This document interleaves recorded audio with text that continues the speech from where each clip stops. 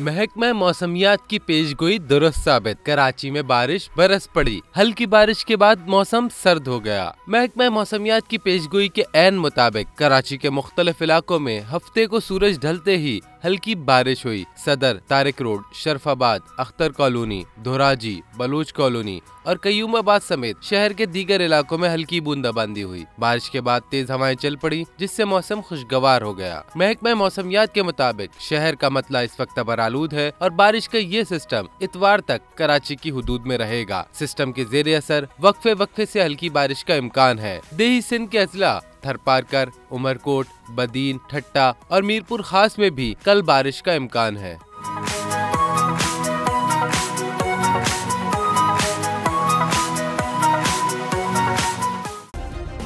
Subscribe करें और bell दबाएं ताकि कोई खबर रह न जाए।